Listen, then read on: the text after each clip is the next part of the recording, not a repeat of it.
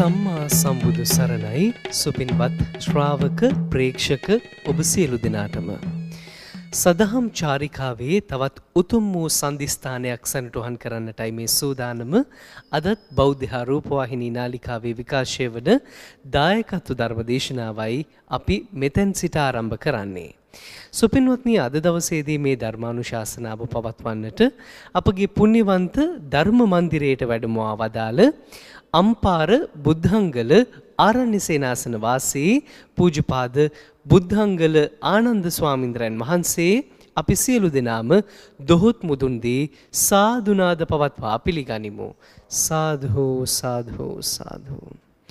අද දවසේදී මේ ධර්මදේශනාව මුළු මහත් ලෝක සත්වයා කෙරෙහිම sannivedanaya කිරීමේ අරමුණින් තම සදැහැති දායකත්වය ලබා දී තිබෙන්නේ රංජිත් පණ්ඩිතගේ මහත්මයා, ජීවනී මහත්මිය, රජීව් පුතණුවන් සහ මයුකා දියණිය යන ඒ පවුලේ පින්වත් පිරිස ඒකරාශීවයි දායකත්වය දරන්නේ. මේ මතක් කිරීමත් සමගින් සුපින්වත්නි, අපි සැවොම ධර්මදේශනය ශ්‍රවණය කිරීමට පෙර ආතුව තිසරණ සහිත පංචශීලයේ සමාදන් වෙමු. ඒ සඳහා නැවත වරක් සාදුනාද පවත්වා නමස්කාර පාඨය කියමු. සාදු සාදු සාදු. අවසරයි ස්වාමීන්ද්‍රයන් වහන්සේ. නමෝ තස් භගවතෝ අරහතෝ සම්මා සම්බුද්දස්ස. නමෝ තස් භගවතෝ අරහතෝ සම්මා සම්බුද්දස්ස. නමෝ තස් භගවතෝ අරහතෝ සම්මා සම්බුද්දස්ස. බුද්ධං සරණං ගච්ඡාමි. බුද්ධං සරණං ගච්ඡාමි. ධම්මං සරණං ගච්ඡාමි. ධම්මං සරණං ගච්ඡාමි. සංඝං සරණං ගච්ඡාමි. සංඝං සරණං ගච්ඡාමි. ဒ ුතියම්පි බුද්ධං සරණං ගච්ඡාමි. ဒ ුතියම්පි බුද්ධං සරණං ගච්ඡාමි. ဒ ුතියම්පි ධම්මං සරණං ගච්ඡාමි. ဒ ුතියම්පි ධම්මං සරණං ගච්ඡාමි. ဒ ුතියම්පි සංඝං සරණං ගච්ඡාමි. ဒ ුතියම්පි සංඝං සරණං ගච්ඡාමි. තතියම්පි බුද්ධං සරණං ගච්ඡාමි. තතියම්පි බුද්ධං සරණං ගච්ඡාමි. තතියම්පි ධම්මං සරණං ගච්ඡාමි. තතියම්පි ධම්මං සරණං ගච්ඡාමි. තතියම්පි සංඝං සරණං ගච්ඡාමි. තතියම්පි සංඝං සරණං ගච්ඡාමි. පානාති පාතා වේරමණී සික්ඛාපදං සමාදියාමි. පානාතිපාතා වේරමණී සික්ඛාපදං සමාදියාමි. අදින්නාදානා වේරමණී සික්ඛාපදං සමාදියාමි. අදින්නාදානා වේරමණී සික්ඛාපදං සමාදියාමි. කාමේසු මිච්ඡාචාරා වේරමණී සික්ඛාපදං සමාදියාමි. කාමේසු මිච්ඡාචාරා වේරමණී සික්ඛාපදං සමාදියාමි. මුසාවාදා වේරමණී සික්ඛාපදං සමාදියාමි. මුසාවාදා වේරමණී සික්ඛාපදං සමාදියාමි. පරුසා වාචා වේරමණී සික්ඛාපදං සමාදියාමි. පරුසා වාචා වේරමණී සික්ඛාපදං සමාදියාමි. පිසුනා වාචා වේරමණී සික්ඛාපදං සමාදියාමි. පිසුනා වාචා වේරමණී සික්ඛාපදං සමාදියාමි. සම්ප්‍රප්පලාපා වේරමණී සික්ඛාපදං සමාදියාමි. සම්පප්පලාපා වේරමණී සික්ඛාපදං සමාදියාමි. මිච්ඡා ආජීවා වේරමණී සික්ඛාපදං සමාදියාමි. මිච්ඡා ආජීවා වේරමණී සික්ඛාපදං සමාදියාමි. සාදු සාදු සාදු සාදු. අද ධර්ම දේශනාව මේ පුණ්‍ය භූමියේ බුදුරජාණන් වහන්සේගේ මුල කල්යාණ, මැද කල්යාණ, අග කල්යාණ ශ්‍රී සද්ධර්මය ඇහුම්කන් දෙන්නයි මේ ඇත්තෝ දැන් සූදානම්. තවත් පිරිසකට ආරාධනා කරන්න ඕනේ මේ ධර්ම ශ්‍රවණය කරන්නට එන්න කියලා. ඒ තමයි සම්‍යක් දෘෂ්ටික දෙවිව. ඒ නිසා මාත් එක්ක ශබ්ද නගලා දේවාරාධනා ගාථාව කියන්නේ. සමන්ත චක්කවාලේසු අත්‍රා ගච්ඡන්තු දේවතා සද්ධම්මං මුනි රාජස් සුනන්තු සග්ග මොක්ඛදං ධම්ම ශ්‍රවණ කාලෝ අයං බදන්තා ධම්ම ශ්‍රවණ කාලෝ අයං බදන්තා ධම්ම ශ්‍රවණ කාලෝ අයං බදන්තා සාදු කියන්නේ. නමෝ තස්ස භගවතු අරහතෝ සම්මා සම්බුද්දස්ස නමෝ තස්ස භගවතු අරහතෝ සම්මා සම්බුද්දස්ස නමෝ තස්ස භගවතු අරහතෝ සම්මා සම්බුද්දස්ස.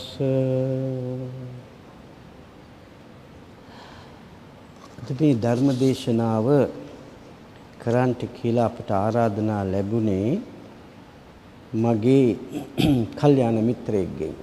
බොහෝ කලක ආශ්‍රයේ හිටපු රංජිත් පණ්ඩිතගේ මහත්මයා, ඒ වගේම එම මැතිණිය ජීවනී පණ්ඩිතගේ මහත්මිය, රජීව් පුතා, මයුකා දුව. මේ අරමුණක් තියෙනවා. ඇලෙක්සැන්ඩර් මහතා, ලක්ෂී අලස් මහතා, ඒ පැමිණ සිටින කාගෙත් මියගිය ඥාතීන් ඒ අය සිහි කරන්නට කියලා. තවත් විශේෂ ඉල්ලීමක් තියෙනවා. මේ පණ්ඩිතගේ මැතිණියගේ මව පර්ල් අලස් මෑණියන් මේ ආයතනය සමග, මේ බෞද්ධ නාලිකාව සමග බොහොම සමීප සම්බන්ධකම් කරපු උපාසිකාවක්. බොහෝ ආගමික කටයුතු වලට සහභාගී වුණ කෙනෙක්. ඇයටත් දානමය පින්කමක් වදින්ටත් කුසල් ලැබෙන්නටත් ප්‍රාර්ථනා කරගෙන හිතේ තියාගෙන මේ ඥාති පිරිස අද අපිට ආරාධනා කළා මේ ධර්ම දේශනාව කළා. මේ ධර්ම දේශනාව කරන්නට කලින් අපි මේ යුවලත් එක්ක පොඩි කතාවක් වුණා. පොඩි සාකච්ඡාවක්. ඒ සාකච්ඡාවෙන් ගත්ත කරුණු ටිකක් තමයි අද ඊටා ගැඹුරු ධර්මයකට නොයා අපි මාතෘකා කරගත්තා. විශේෂයෙන්ම මේ පණ්ඩිතකේ මහත්මයාටත් මේ මැතිණියටත් අවශ්‍ය කළා අපේ ගිහි ජීවිතය අපි নানা ප්‍රශ්න වලට මැදි වෙලා ඉන්න අයයි. විශේෂයෙන්ම කොළඹ නගරයේ ව්‍යාපාරික කටයුතු වලට නොයෙක් සම්බන්ධකම් ඇති කරගෙන නොයෙක් තරාතිරම් වල අයත් එක්ක අපි ආශ්‍රය කරනවා. දැන් අපි මේ ජීවිත සකස් කරගන්න හැටි අපිට ටිකක් පහදලා දෙන්න හාමුදුරනේ කියන ඉල්ලීම මෙතිමගෙන් මේ මගේ මිත්‍රයාගෙන් අපිට ලැබුණා. ඒ නිසා මා හිතුවා ඊට අදාළ වෙන ධර්ම කරුණු ටිකක් අද දේශනා කරන්න ඕනේ කියලා. කවුරු හරි මගෙන් ඇහුවොත් ප්‍රශ්නයක් එහෙම බුද්ධ දර්ශනය කියන්නේ මොකක්ද කියලා. What is Buddhism කියන ප්‍රශ්නය ඇහුවොත් මට කියන්න තියෙන පිළිතුර තමයි බුද්ධ දර්ශනය කියන්නේ ස්වභාව ධර්මයයි. Buddhism is nature. බුදුහාමුදුරුවෝ මේ ස්වභාව ධර්මයෙන් එපිට වෙනස් වුණ කිසිම ධර්මයක් දේශනා කරලා නැහැ. මේක ස්වභාව ධර්මයයි. එතකොට ස්වභාව ධර්මය තුල පවතින නීති, ස්වභාව ධර්මයට අඩංගු රීති, ස්වභාව ධර්මයට අඩංගු න්‍යායයන්, theories, ඒව දැන නොගත්තොත් තමුන් පරිහානියට යනවා, අගාධයට යනවා, පරාජය වෙනවා, විනාශ වෙනවා. ඒ නිසා බෞද්ධ අය, බෞද්ධ දර්ශනය ගරු කරන අය, බෞද්ධ දර්ශනයට හිත නැඹුරු කරගත් අය විශේෂයෙන්ම මේ ස්වභාව ධර්මයේ න්‍යායන්, ස්වභාව ධර්මයේ කරුණු 100% දැනගෙන ඉන්න ඕනේ. එහෙම දැනගෙන හිටියේ නැති වුණොත් තමුන් විනාශ වෙනවා, තමුන්ගේ පවුලේ අය විනාශ වෙනවා. විනාශ වෙනවා කියන වචනේ මම පාවිච්චි කරන්නේ අගාධයට යනවා, පරිහානියට යනවා, දියුණුවක් ලැබෙන්නේ නැහැ. අනිත් අයගෙන්, ලෝකයාගෙන් අවලාද අසන පිරිසක් හැටියට පත් වෙනවා. ඒ නිසා බොහොම ප්‍රවේශම් වෙන්න ඕනේ ස්වභාව ධර්මයේ නීතියට අනුව, ස්වභාව ධර්මයේ තියෙන කරුණු අනුව, ඒ න්‍යායන් අනුව බුද්ධ දේශනාවක් අපට දායාද කරලා තියෙනවා නම් බුදුහාමුදුරුවෝ ඒ අනුව අපි හැසිරෙන්න. මේ ධර්ම දේශනාව සරල ධර්ම දේශනාවක් හැටියට අපි නම් කරනවා. ඒ නිසා මම කැමති සත්‍ය සිද්ධියකින් මේ දේශනය පටන් ගන්න. සත්‍ය කතාවකින්. දැනට අවුරුදු කීපයකට කලින්, 10කට පමණ කලින්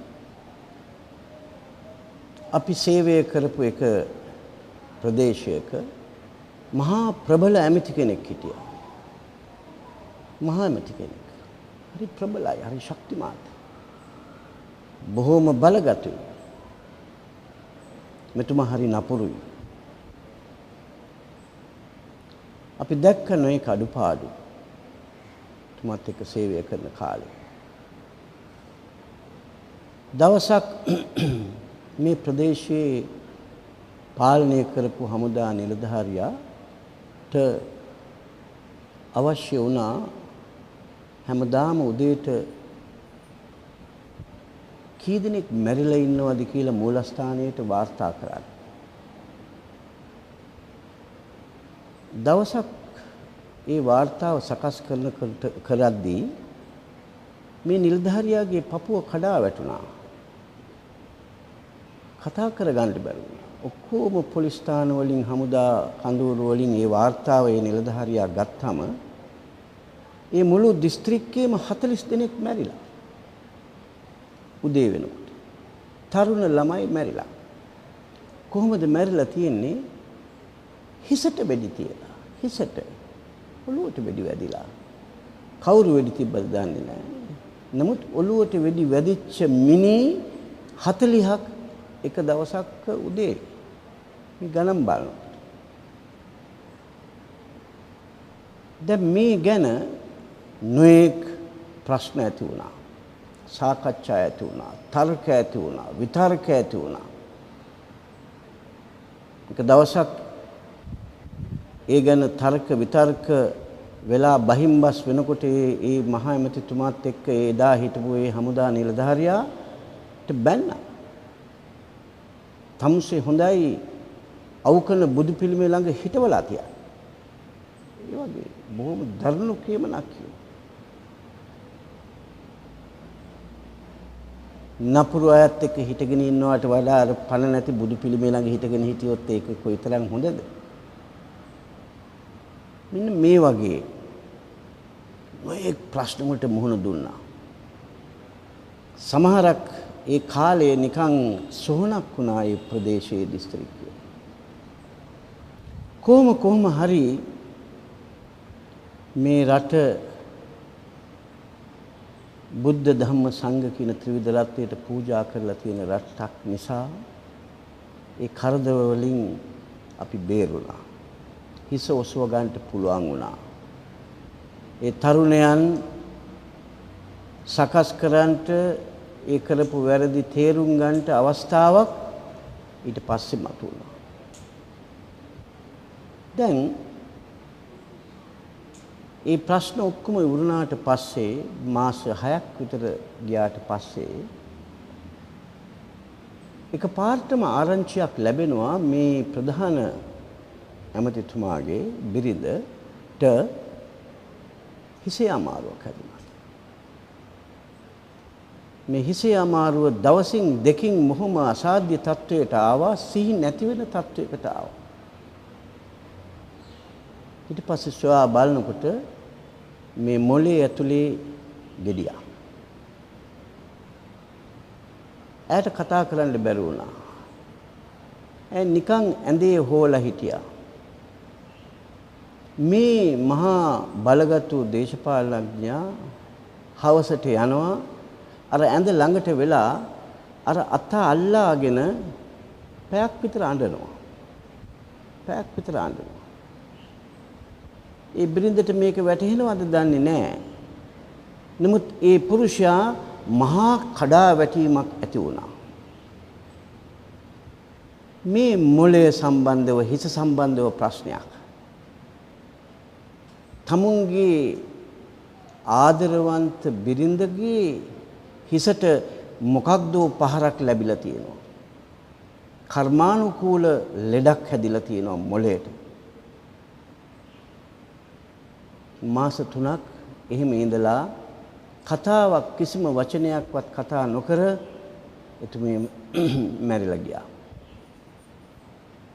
අර දේශපාලඥයා 50% කඩා වැටුණා. අසරණ වුණා. ඊට පස්සේ තව මාස 2ක් විතර ගියා. ඒ මාස 2ක් ගියාට පස්සේ මොකක්ද නඩුවකින් දිනලා ඉතා වේගයෙන් දැන් වාහනේ එනවා ඒ තමුන් අධිකාරි කරපු දිස්ත්‍රික්කයට. මොකක් හරි අනතුරක් වෙලා මේ වාහනේ ගිහිල්ලා මහා ගසක හැප්පුණා. හැප්පිලා මේ දේශපාලඥයා විසි වෙලා ගිහිල්ලා තමුන්ගේ හිස වැදුනා ගලක. හිස වැදුනා ගලක. එහෙම ඉස්පිරිතාලෙට ගෙනහිල්ලා දවස් කීපයකට පස්සේ එතුමා නැතු වුණා. මේ හිසට සිද්ධ වුණේ, ඔළුවටයි මේක සිද්ධ වුණේ. බිරිඳගේ අසනීපයත් ඔළුවටයි ආවේ, මොළයටයි ආවේ, හිස් කබලටයි කුඩු වෙන්න උනේ. දැන් මේකේ සම්බන්ධකම් තියනවාද තවත් මිනිසුන් 40 දෙනෙක් පමණ හිසට වෙඩි තියලා මැරෙන එක? එතුමා වෙඩි තිබ්බේ නැහැ. එතුමා ප්‍රධානියා. මේකේ මේ කර්ම වලට වග කියන්න ඕනද? දැනුවතින්ද මේවා සිද්ධ වුණේ? මේකේ තියෙනවා නොපෙනෙන රහසක්. ළමයි 40 දෙනෙක් මැරෙනවා, 40ක් මැරෙනවා ඔළුවට වෙඩි වැදිලා. ඊට පස්සේ මාස ගාණක් යනකොට බිරිඳ මැරෙනවා හිසේ ඔළුවේ තියෙන අමාරුවකින්. ඊට පස්සේ එතුමත් මැරෙනවා ඔළුව ගලක වැදිලා. මේකට ක්‍රිස්තියානි ආගමේ අයට ওই කතාව කිව්වොත් it's act of God කියලා. අපෙන් ඇහුවොත් අපි කියනවා ඒක කර්මය කියලා. ඒකට මේකේ තියෙනවා සංගුණ රහසක්. මේ ස්වභාව ධර්මයේ තියෙනවා සංගුණ රහසක්. මේ ස්වභාව ධර්මයේ ඒ න්‍යායන් නිසා තමයි මොහුගේ පසුපස මේ සියල්ලම ආවේ. සියල්ලම ආවේ. මේ වගේ කතන්දර දහසක් තියෙනවා. තවත් තරුණයෙක් හැදුවා පුංචි පැලක, පොල්ලතු පැලක ඉන්න තරුණයෙක් පොලිසියේ ජීප් රථයකට තියන්න බෝම්බයක් හැදුවා. එයාට බෝම්බ හදන්න පුළුවන්. දැන් මේ බෝම්බ හදලා ඒක හරියට සකස් කරලා අර කාර් බැටරියක් ගෑනලා ඒක තියලා මොකක්ද ක්‍රමයකින් ඒක හරිද කියලා විභාග කරලා එක වයර් එකක් ගලවලා පැත්තකට දාලා මෙයා ගියා එයාගේ පිරිසට දැන් බෝම්බෙ ලෑස්ති කියලා කියන්නේ. එතකොට මේ පොල්ලතු පැලේ එපිට උයා හිටියා එයාගේ බිරිඳ. දන ගාගෙන යන පුතෙක් හිටියා. මේ පුතා දන ගාගෙන ඇවිත් අර වයර් එක පැටලුණා. කොහොම හරි එක වයර් එකක් ඒ අවශ්‍ය තැනට එකතු වෙලා අර බෝම්බ ක්‍රියාත්මක වෙලා මුළු ගේම පිපුරුවා. අර දරුවා එතනම මැරුණා, බිරිඳ එතනම මැරුණා. ගේ ගිනි ගත්තා. මේ මිනිස්සයා ඊට පස්සේ පිස්සෙක් වුණා. උම්මතකෙක් වුණා. මේවා මේ කතා සුරංගනා කතාද මේ කතා? තව කෙනෙක් විනාශ කරන්නට සකස් කරපු දේ Tamanට මේනවා මේ. සමහර වෙලාවට අපි කරන වැරදි නිසා අපිට මේවා පරිසම් දෙන්න වෙනවා මේ ආත්මයේදී. එහෙම නැත්නම් ලබන ආත්මයේදී. ආත්ම ගණනාවකදී ලබන ආත්ම ගැන අපිට කියන්න බෑ. අපේ සිත දියුණු නෑ. නමුත් ලබන ආත්මෙ වෙන්න පුළුවන් කියන එක සඳහන් වෙන මහා ශ්‍රේෂ්ඨ ධර්මයක් බුදුරජාණන් වහන්සේ අපිට දීලා තියෙනවා. මෙන්න මේකට බය වෙන්න ඕනේ. මෙන්න මේකට හිත යොමු කරන්න ඕනේ. මෙන්න මේක අපි දායාදයක් හැටියට අරගෙන ශික්ෂණයක් ඇති කර ගන්න ඕනේ. තමුන් කරන ක්‍රියාව, වචනය සහ සිතිවිල්ල. ඒ කරුණු තුනම තමුන් ප්‍රවේශම් වෙන්න ඕනේ. තමුන්ට හිතන්න පුළුවන් කෙනෙක්ට අනුම් පදයක් කිව්වම ඒ අනුම් පදේ කියලා තමුන් සතුටක් විඳිනවා. අපි හිතමු මහාත කෙනෙක්ව පෙන්නලා ලස්සන ඇඟක් තියෙන කාන්තාවක් කියනවා අර බලපන් අර ඇඟේ හැටි මහතයි කියලා යාළුවන් ඉස්සරහා කියනවා. එවැනි කතාවක් තියෙනවා. එඩ්ගා කේසිගෙන් ගිහිල්ලා මේ ප්‍රශ්නේ අහනවා. මහත් වෙන්න පටන් ගත්තම ඒක පුංචි දරුවෙක්. අවුරුදු 13 දී මේ ගෑනු ළමයා එන්ට මහත් වෙනවා. 400 ගාණක් රාත්තල් මහත් වෙනවා. S2 ඔසවන්න බැරි වෙනවා. S පිහාටු ඇවිදින්න බැරි වෙනවා. හුස්ම ගන්න බැරි වෙනවා. බට වලින් බොණ්ඩ දෙනවා. මහා ධන කුවේරේ ඉතාලියේ මාරි කියලා. එඩ්ගා කේසි කතෝලික පූජකවරයෙක්. මේ කතෝලික පූජකවරයා බල්ලා කියනවා මෙයාට තියෙන අසනීපේ. ආත්ම 3-4කට ඉස්සෙල්ලා ඉතාලියේ නැවත ඉපතිලා තියෙනවා. ඒ කාලෙත් මාරි කියලා ගැහැණු ළමයි. මෙන්න මේ මාරි කියන කෙනාමයි මේ ආත්මෙත් ඉඳලා තියෙන්නේ. ඉස්සෙල්ලා ආත්මෙ හිටපු මාරි කියන ඒ තැනැත්තිය ඔලිම්පික් ක්‍රීඩාවේ දුවලා පළවෙනියා වෙලා තියෙනවා. එතකොට ඔක්කොම ගෑනු ළමයි ටික දුවගෙන ඇවිල්ලා තියෙනවා එයාට සුබ පතන්න. they come to wish her. අතට දීලා ඉඹලා උඩ දාලා ওই තැනට ආව මහාත ගෑනු ළමයි. එතකොට මේ යාළුවන්ගේ ඉදිරියේ මේ ඔලිම්පික් ක්‍රීඩිකාව මාරි කියනවා බලපන් උඹේ ඇඟේ හැටි. උඹ හරි මහතයි. උඹ මහත නිසා උඹ හරි කැතයි. මං වගේ කිසංග ශරීරයක් කෙට්ටු ශරීරයක් තිබුණා නම් ඔබටත් තිබුණා දුවලා පළවෙනියා වෙන්න. අර මහත් ගෑනු ළමයා ලැජ්ජ වෙනවා. ලැජ්ජ වෙලා අඬා එළියට යනවා. එඩ්ගා කේසි ඔය මියාමි කියන වෙරළේ හිටපු එඩ්ගා කේසි S2 ඇරලා කියනවා යාගේ ධ්‍යානයෙන් නැගිටලා කියනවා මේ අද ඔබේ දුව මේ පුංචි දුව කරලා තියෙන පාපේ ඒකයි. මිනිසුන් ඉදිරියේ තවත් කෙනෙක්ව අවඥාවට ලක් කරලා තියෙනවා. බලන්න මොනතරම් සපලද මොනතරම් පුංචිද මොනතරම් සියුම්ද මේ ධර්මය. අපි කොයිතරම් වචනෙන් වැරදි කරනවද? මේ පුංචි අය විතරක් නෙවෙයි මේ වැරදි කරන්නේ. ලොකු තනතුරු වල ඉන්න අය හුඟක් වැරදි කරනවා. ඒවා අපිට ඇහිලා තියෙනවා. ලේකම්වරු, අතිරේක ලේකම්වරු, අධ්‍යක්ෂකවරු තවත් කෙනෙක්ව හෙලා දකින්න ඕන නම් ප්‍රධානියා ඉස්සරහා, ඇමතිවරයා ඉස්සරහා, නැත්නම් තවත් ප්‍රධානියෙක් ඉස්සරහා මහා විනාශකාරී එක වචනයක් කියලා අර මිනිහාගේ ජීවිතය සම්පූර්ණයෙන්ම විනාශ කරන්න පුළුවන්.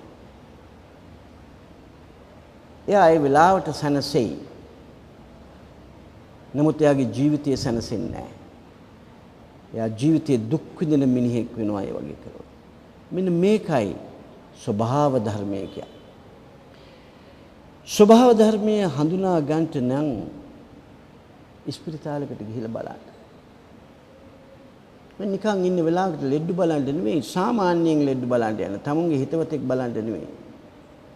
යන්න මහා ඉස්පිරිතාලෙට. මේ එක එක රෝගී තියෙන වාට්ටු වල පැය දෙකක් නිකන් ඇවිදින්න අර වාට්ටු හරහා. මොන තරම් රෝග තියෙනවද කියලා බලන්න.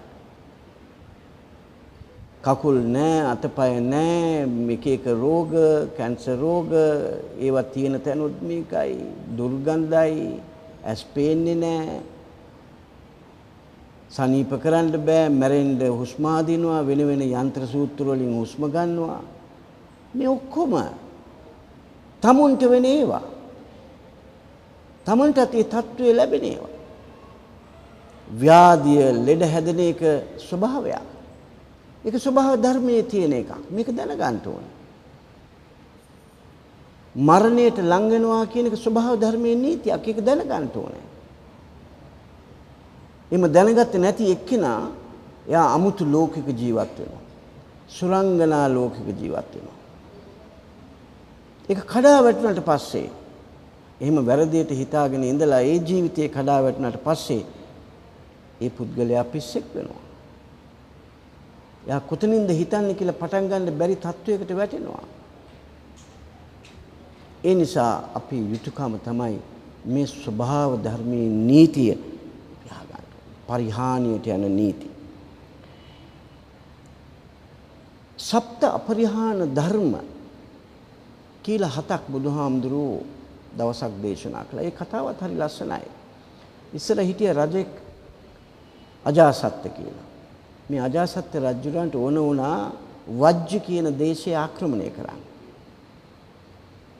ඒ වජ්ජ කියන දේශය ආක්‍රමණය කරන්නට ඕන වෙලා එයාට හිටියා මහා නපුරු කපටි ඇමතියෙක්. වස්සකාර තමයි යාගේ නම, Vassakara. Minister of defence. Vassakara ඇමතියට කියනවා බුදුහාමුදුරන්ට අනාගතය පේනවා. ගිහිලා අහලා එන්න මේ මම යුද්ධ කළොත් මම යුද්ධෙන් දිනයිද කියලා අහගෙන එන්න. දැන් වස්සකාර ඇමතියා යනවා. ගිහිල්ලා බුදුහාමුදුරුවෝ ඉන්නවා ආනන්ද හාමුදුරුවොත් එක්ක වැඳලා කියනවා ස්වාමීනි රජතුමා කිව්වා ලබන සතියේ වජ්ජ කියන දේශය ආක්‍රමණය කරන්නට යනවා, යුද්ධ කරලා යටත් කරගන්න යනවා. අපි දිනයිද කියලා දැනගෙන ඉන්න කිව්වයි. එතකොට අර මිනිස්ටර්ගේ දිහා බලන්නේ නැතුව බුදුහාමුදුරුවෝ ආනන්ද හාමුදුරුවෝ දිහා බලලා අහනවා කියනවා ආනන්ද මම ඔය වජ්ජ කියන දේශයට අපරිහාන ධර්ම 7ක් උගන්ලා තියෙනවා. අපරිහාන ධර්ම 7ක්. ඒ කියන්නේ පරිහානියට යන්නේ නැති, විනාශයට යන්නේ නැති කරුණු 7ක් දේශනා කරලා තියෙනවා. ඒකේ අය පිළිපදිනවා. ආනන්ද හාමුදුරුවෝ කියනවා ස්වාමීනි හිස් මුදුනින් පිළිගන්නවා. මේ මුළු රටම ඒ අපරිහාන ධර්ම හොඳට පිළිපදිනවා. ඒකෙන් බැහැර වෙන්නේ නැහැ.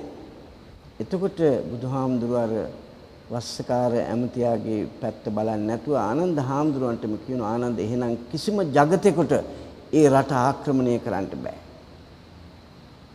ඔය අට කතාවල එහෙම සඳහන් වෙනවා. ඊට පස්සේ ඇමතියා බය වෙලා දුවනවා කියලා. බයලා දුවනවා. දුවලා කියනවලු යුද්ධ නම් කරන්න එපා බුදුහාමුදුරුවෝ කිව්වා පරදිනවා කියලා කියනවා. දැන් මේකේ කරුණු 7ම කියන්න වෙලාවක් නැහැ. මම එක කරුණක් විතරක් කියන්නම්.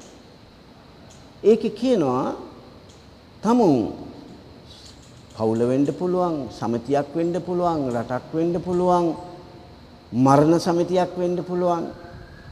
තමුන් සම්බන්ධ. ඒකේ කියනවා සමගිව රැස් වෙන්න ඕනේ කියලා. නිතර සමගිව රැස් වෙන්න ඕනේ. You must assemble in harmony. And in your company also, you must assemble in harmony with your directors, isn't it? ඊට පස්සේ කියනවා discuss in harmony. මේක සාකච්ඡා කරන්න සමගියෙන්. ඒ ඉෂුව එක මොකක් හරි තියෙන ප්‍රශ්නයක්. සමගියෙන් රැස් වෙනවා, සමගියෙන් සාකච්ඡා කරනවා. And the most important thing, බොහොම වැදගත්ම දේ තමයි සමගියෙන් විසිර යන එක. බැන බැන යන්නේ නැතුව සමගියෙන් විසිර යන එක. Now this is one of the lessons. මේ එක පාඩමක් බුදුහාමුදුරුවෝ දුන්නා. This is nature. මේ ස්වභාව ධර්මයේ නීතියක් මේ ගේන්නේ. සමගිව රැස් වෙන්න. සමගිව සාකච්ඡා කරන්න. සමගිව විසිර යන්න. We must assemble in harmony, discuss in harmony and disperse in harmony. එහෙම රටක් පරාද කරන්න බෑ. බලන්න අද පවුල් කීයක් බෞද්ධ පවුල් කීයක් අම්මයි තාත්තයි දුවයි පුතයි දරුවෝයි එකතු වෙලා එකට වාඩි වෙනවාද කියලා බුදුන් වඳින්න. පවුල් කීයක් සමගිව රැස් වෙන තැන එතනයි බුදුහාමුදුරන්ගේ ඉස්සරහා අර බුද්ධ රූපේ ඉස්සරහා පහන පත්තු කරලා මල් ටික පූජා කරලා ඉතිපිසෝ ගාතාව කියලා සෝඳ තුන් ටික අල්ලලා සමගිව රැස් වෙනවා එතන. එතන තමයි පාර්ලිමේන්තු එක ගෙදර. සමගිව රැස් වෙනවා. ඊට පස්සේ එතන සමගිව සාකච්ඡා කරනවා. දුව ආද ඉස්කෝලේ මොනවද ගන්නේ? පුතේ ආද මොනවද? පුංචි පුතා කියන්න පුළුවන් අද මට ළමයෙක් ගැහුවා අම්මේ මම යාටත් ගැහුවා. ඒක කියන්න පුළුවන්. ඒ බුදුහාමුදුර ඉස්සරහ බොරු කියන්නේ නැහැ. එතකොට අපච්චි කියනවා නෑ පුතේ එහෙම කරන්න බෑ. පුතාට බෑ ඒ ළමයිට ගහන්න. පුතා කියන්න ඕනේ ගුරුතුමීට ගිහිල්ලා කියන්න ඕනේ මේමයි. අපි පරිගන්නේ නෑ. බලන්න මේ වැඩිමල් දෙන්න මොන තරම් දෙයක් කියන්න පුළුවන් ද අර සමගිව රැස්ලා ඉන්න. දැන් අද පවුල් කීයක ඕ දේ සිද්ධ වෙනවද? බලන්න ඉස්කෝලේ යන වෙලාවට ළමයි දුවන හැටි. අම්මට තාත්තට වඳින්නේ නැහැ වෙන ඉංග්‍රීසි වචනයක් කියාගෙන කෑ ගහගෙන ගිහලා අර කාර් එකට නගිනවා නැත්නම් ඒ ස්කූල් බස් එකට නගිනවා. ළමයා තනි වෙලා අම්මයි තාත්තයි එකට මේව සාකච්ඡා කරන්නට ළමයාගේ ජීවිතය ගැන සාකච්ඡා කරන්නට වෙනත් සුදුසු මාතෘකාවේ දරුවත් එක්ක කතා කරන්න වෙලාවක් නැහැ. අපච්චි කවදාවත් අහන්නේ නැහැ මොනවද පුතේ අද පාඩම් නැහැ. අපච්චි ඇවිල්ලා he is busy with his directors, is it? Not with the children. This is not for you. ඒක කරන්නේ නැහැ. එතකොට සමගිව රැස් වෙන්නේ නැති, සමගිව සාකච්ඡා කරන්නේ නැති, සමගිව විසිර යන්නේ නැති පවුල කඩා වැටෙනවා. පරිහානියට යනවා. අගතිය කියන වචනයක් බුදුහාමුදුරුවෝ පාවිච්චි කරනවා. අගතිය. අගතිය කියන්නේ අගාඩයට යනවා. විනාශ වෙනවා.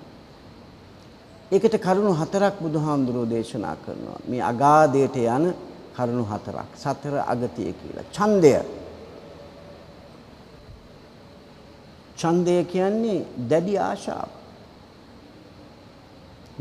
නොඑක් දේවල් කරන්නට තියෙන ආශාව.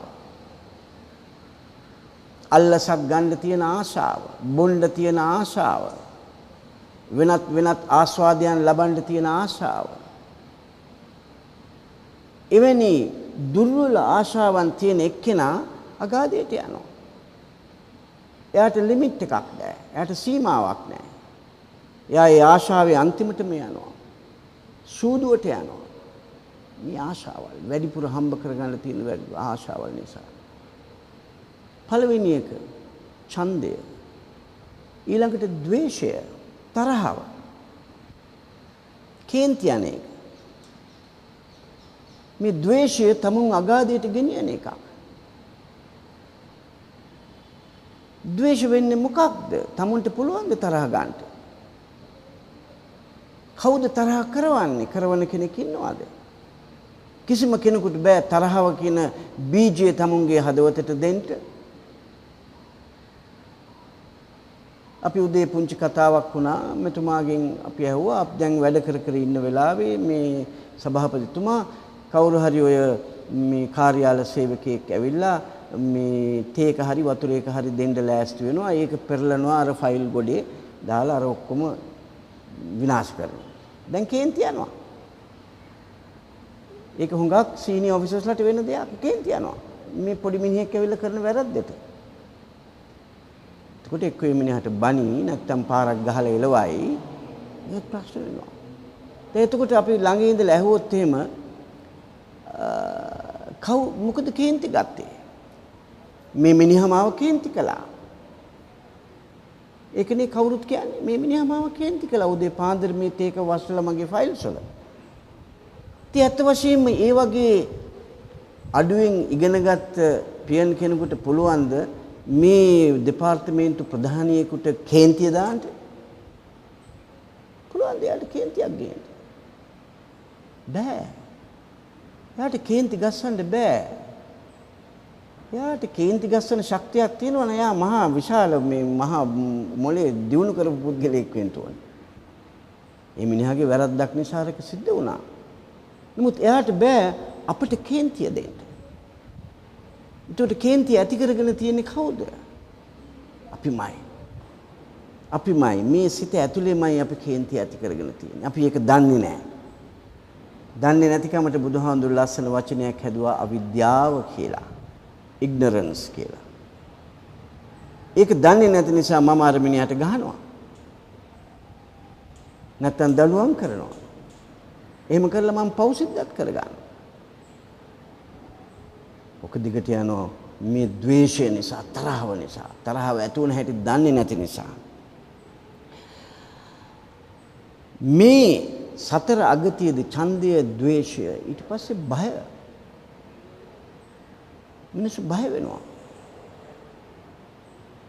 දැන් ડોක්ටර් කෙනෙක්ගෙන් අහුවොත් අද කාලේ මේ බය වෙන්නේ කියනවා. යා කියයි මේ බය වෙන ෆෝබියාස් තියෙනවා කියලා කියනවා නේද? බය වෙන ෆෝබියාස් තියෙනවා නේ. ඒක වචනයක් නේද? ඔය ડોක්ටර්ස්ලා ඉන්නවා ඇති මෙතන. ෆෝබියා. ඒ කියන්නේ කන්දක් උඩට ගිහිල්ලා බිම් බැලුවම ඒක ෆෝබියා එකක් නේ. හයි ලොකු ගින්දරක් දැක්කම මිනිස්සු බය වෙනවා. රැයට හොරෙක් ඇවිල්ලා මෙහෙම පිස්තෝලයක් බෙන්නවා බය වෙනවා. ඒක බය වීම තියෙනවා. ඒකට බුදුහාමුදුරුවෝ කිව්වා මහා පුදුම විදියට බය වෙන එකක්. ඒකේ තියෙනවා 16ක් විතර කරුණු. මම එකක් විතරක් කියන්නම්. බොරු කියන මිනිසා තැති ගන්නා මිනිසෙක් වෙයි. බය වෙන මිනිසෙක් වෙයි. ඒක කවුද දැන් කාලේ විශ්වාස කරන්නේ? කොච්චරක් බොරු කියනවද අපේ අය?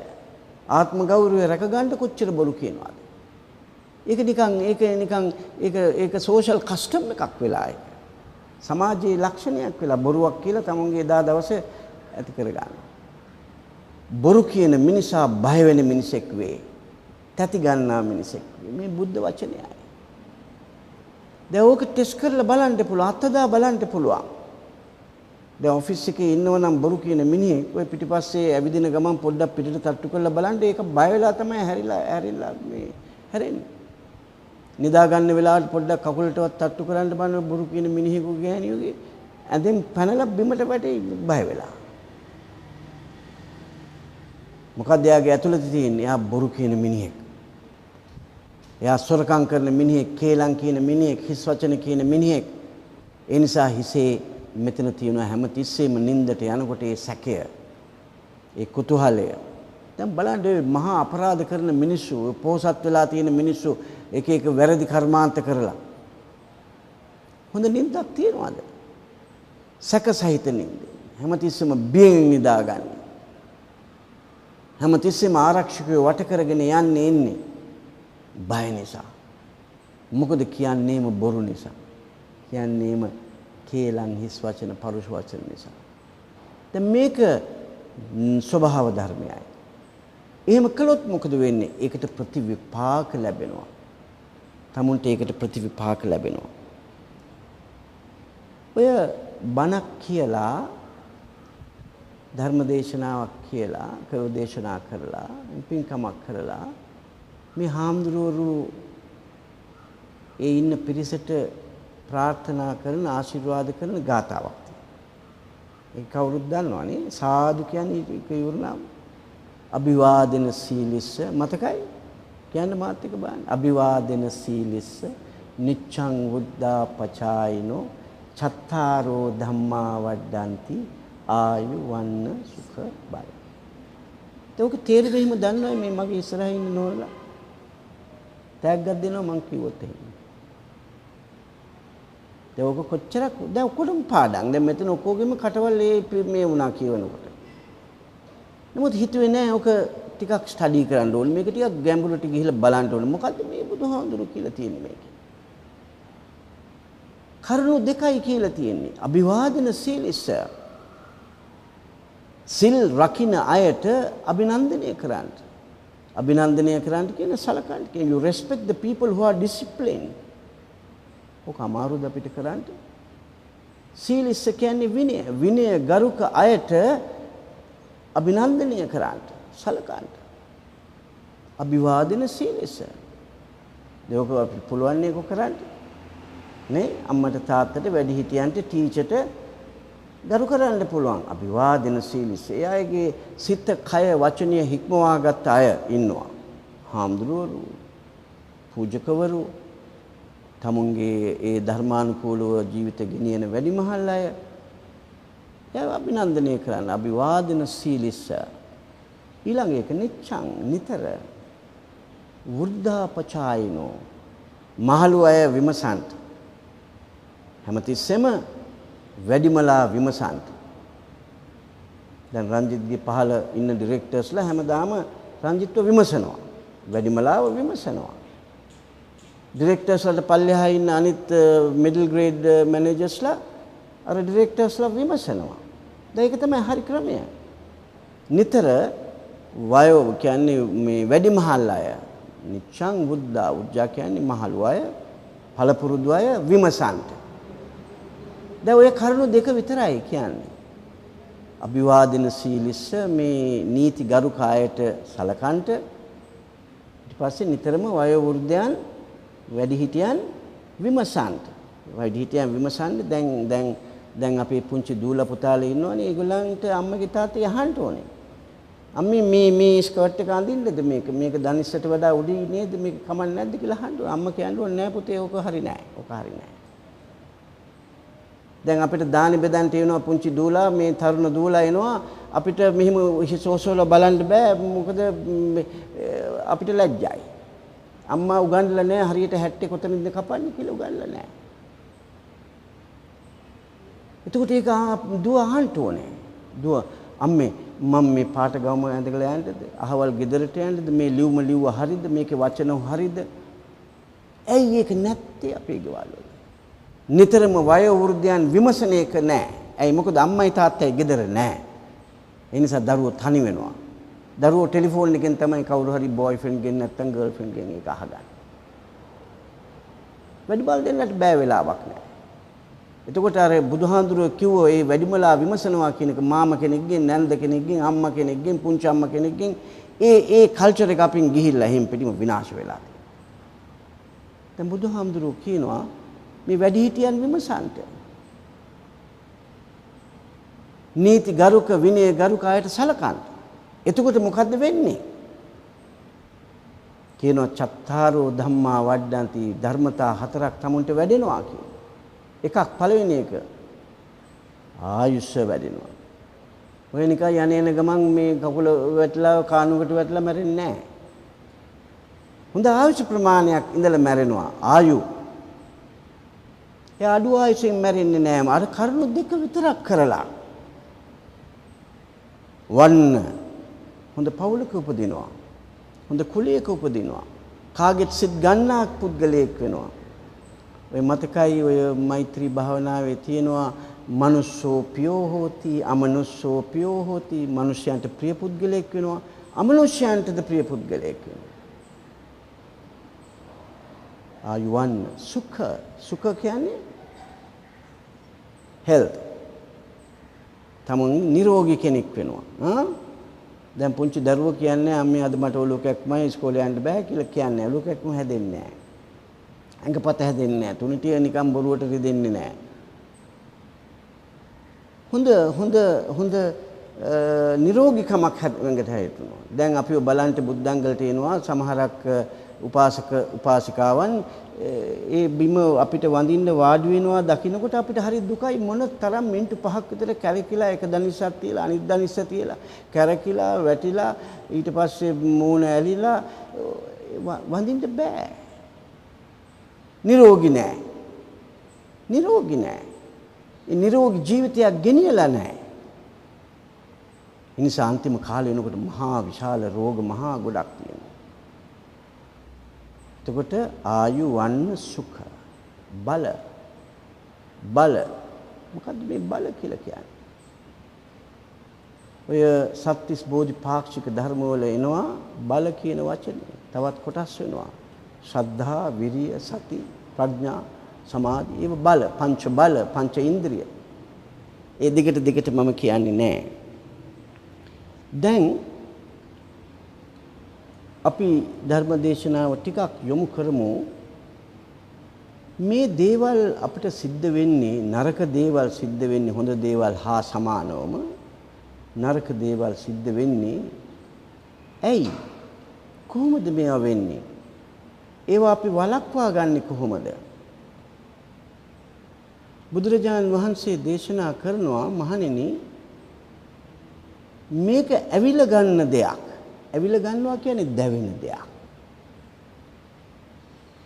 හොඳ ලස්සන සූත්‍රයක් තියෙනවා ආදිත්ත පරියාය සූත්‍රය කියලා. ඒක පිච්චෙනවා දැවෙනවා. මේ ඇස ඇවිල ගන්නාලාදී ඒක ඇවිලි තියෙන්නේ. ඇවිලි තියෙනවා නම් මේක නිවා ගන්න ඕනේ. ඒ නිවා ගන්න විදිය අපි දැනගන්න ඕනේ. ඇහෙන් බලන රූප ඇවිල ගන්නාලාදී මහණෙනි ඒකත් පිච්චි තියෙනවා. එතකොට ඒක හඳුනා ගන්න ඕනේ. ඇහැයි රූපයයි එක්ක වුණාම මොකද්ද හැදෙන්නේ? චක්කු විඥානය. චක්කු විඥානය eye consciousness. ඒකත් දැවෙනවා. මේ තුලම ඇහැ දැවෙනවා, ඇවිල ගන්නවා කියන වචනේ දන්නවද තේරුම නේ? ඇවිලෙනවා. ඇහැට දකින්න රූපෙත් ඇවිලෙනවා. ඒ දෙක සම්බන්ධ වුණාම ඇති වෙන චක්කු විඥානයත් ඇවිලෙනවා. ඇවිල ගන්නාලාදී. ඊට පස්සේ මේ තුනම එකතු වෙලා තින්නම් සංගති පස්සෝ ස්පර්ශය කොන්ටැක්ට් කියන එක ඒකත් ඇවිල ගන්නවා. ඒකත් දැවි යනවා ඇවිල ගන්නවා. බුදුහාමුදුරුවෝ කියනවා ඒ ස්පර්ශය නිසා ඇති වෙන වේදනාව. වේදනා જાති කීයද? 3යි. සුඛ වේදනා pleasant, unpleasant දුක්ඛ වේදනා, අදුක්ඛම සුඛ ඒ දෙකටම නැති. ඒකට මේ වේදනාවල් ඇති වෙන්නේ අර ස්පර්ශය නිසා. ස්පර්ශය ඇතුනේ ඇහැයි අර රූපයයි චක්කු විඥානය තුනම නිසා මේ ඔක්කොම ඇවිලෙනවා. එතකොට මේ ඇවිලි තියෙන ඇස කන නාසය දිව ශරීරය මනස කියන මේ ආයතන 6 ඇවිලෙන එක නතර කර ගන්න ඕනේ. ඒක නිවා ගන්න ඕනේ. ඒකට නිවා ගන්න ධර්ම ඔන්න බුදුහාමුදුරුවෝ කියලා දීලා තියෙනවා මංගල සූත්‍රයෙන්. මංගල කෙනෙකුට යහපතක් වෙන මංගල කරුණු මෙන්න මෙච්චර තියෙනවා 38ක් තියෙනවා. අසේවනාච බාලානං පණ්ඩිතානං ච සේවනා පතිරූපදේශ වාසෝච සමනානං ච දස්සනං කාලේන ධම්ම සාකච්ඡා. දිගට මට කියන්න බෑ. ඒක අද රැට ගිහිල්ලා කියවන්න ඕනේ. 38ක් තියෙනවා. ඔන්න ස්වභාව ධර්මයේ නීති හොඳින් ඉන්න නම් tamunට මංගලයක් වෙන්න නම් යහපතක් වෙන්න නම් මෙන්න මේක.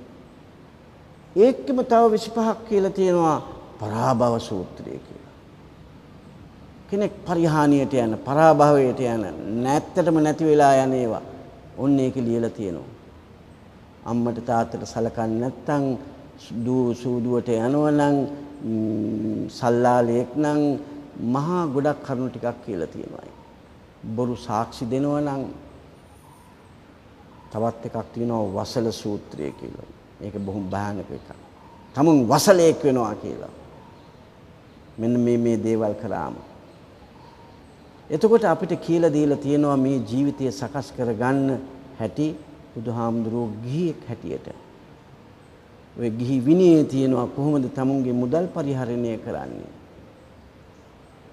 සතර සංග්‍රහ වස්තු කියලා තියෙනවා දානය කෙනෙකුට කතා කරන හැටි අනිත් අයට සලකන හැටි ඒක තේරුම් කරලා තියෙනවා. මෙන්න මේවා ටික ඉගෙන ගන්න ඕනේ ස්වභාව ධර්මයේ නීතිත් එකට ජීවත් වෙන්න. අපි ස්වභාව ධර්මයේ එක සත්වයක. එතකොට බල්ලෙකුට නායකුට තියෙනවා නම් ඇස කන නාසය දිව ශරීරය මනස අපටත් ඒ දෙයමයි තියෙන්නේ. සත්ව කියලා කිව්වම ඒ දෙවිවරු මේ තිරිසන්නු මිනිස්සු ප්‍රේතයෝ ඔක්කොම හවුවන. එතකොට මේ ආත්මයෙන් ගැලවිලා නැවත හොඳ ආත්මයක උපදින්න නම් අපි මේ දේවල් ටික දැනගෙන ඉන්න. ස්වභාව ධර්මයේ රීති ටික දැනගෙන ඉන්න ඕනේ. ඒ මේ ඇත්තන්ට දැනගන්න හැකි වේවා කියලා මම ප්‍රාර්ථනා කරනවා. තව තවත් ධර්මයේ අසන්ට වාසනාව ලැබේවා කියලා ප්‍රාර්ථනා කරනවා. ඒ අහන ධර්මය සිතේ ධාරණය කරගන්න හැකි වේවා කියලා ප්‍රාර්ථනා කරනවා. අහන ධර්මය සිතේ ධාරණය කරගෙන මේ ආත්මයේදීම මාර්ගඵල ලබා ගන්නට තරම් වූ ප්‍රඥාව ඇති වේවා කියලා ප්‍රාර්ථනා කරනවා. දුක්ඛපත්තාච නිදුක්ඛා භයපත්තාච නිභයා ශෝකපත්තාච නිසෝඛා හොන්තු සබ්බේ පිපානිනෝ. මේ ධර්ම දේශනාව අහන්ට අපි ආරාධනා කළ පරිදි දේවරුත් පැමිණියා. ඒ ඇත්තොත් මේ වටේ ඉඳගෙන මේ ධර්ම දේශනාව ඇහුම්කන් දුන්නා. ඒ අයටත් පින් දෙන්න ශබ්ද නගලා එත්තාවතාච අම්මේහි සම්භදං පුඤ්ඤ සම්පදං සබ්බේ දේවානුමෝදන්තු සබ්බ සම්පත්ති සිද්ධියා. එත්තාවතාච අම්මේහි සම්භදං පුඤ්ඤ සම්පදං සබ්බේ භූතානුමෝදන්තු සබ්බ සම්පත්ති සිද්ධියා. එත්තාවතාච අම්මේහි සම්භදං පුඤ්ඤ සම්පදං සබ්බේ සත්තානුමෝදන්තු සබ්බ සම්පත්ති සිද්ධියා. අද මේ ධර්ම දේශනාවේ යම් අරමුණක් ඇත්තේ නම් ඒ අරමුණ ඉෂ්ට සිද්ධ වේවා. මේ මළගිය ඇත්තන් පින් ලබා ගන්න තැනක ඇත්තම් ඒ අයට මේ කුසල් සම්භාරය අයිති වේවා. සංසාරයේ කෙටි කර ගන්නට හේතු වාසනා වේවා කියලා අපි ප්‍රාර්ථනා කරනවා. හොමු වැඳ ගන්නට අභිවාදන සීලෙස්ස නිච්ඡං වද්ධාපචායිනෝ චත්තාරෝ ධම්මා වඩ්ඩಂತಿ ආයුවන්නෝ සුඛං බලං ආයුරාෝග්‍ය සම්පatti සග්ග සම්පatti මේවච අතෝ නිබ්බාන සම්පatti ඉමිනාතේ සමිජ්ජතු. හැමෝටම යහපතක්ම වේවා. අද දවසේදී අප හැම දෙනාගේම හිතසුව සදනු පිණිස ධර්මදේශනය පවත්වා වදාළ අම්පාර බුද්ධංගල ආරණ්‍ය සේනාසන වාසී පූජ්‍යපාද බුද්ධංගල ආනන්ද ස්වාමීන් වහන්සේට නිදුක් නිරෝගී සුව සම්පන්නියෙන් යුක්තව තවත් চিරාත් කාලයක් මේ උතුම් සසුන් කෙත දහමින් පෝෂණය කරන්නට ශක්තිය ධෛර්යය ලැබේවායි අපි සියලු දෙනාම සාදුනාද පවත්වා ප්‍රාර්ථනා කරමු. සාදු සාදු සාදු. ඒත් සමගින් බෞද්ධ රූපවාහිනිය ඔබ වෙත ගෙන දායකත්ව ධර්මදේශනය මෙතකින් නිමාවට පත්වනවා. පින්වත් ඔබ සියලු දෙනාටම සම්මා සම්බුදු සරණයි.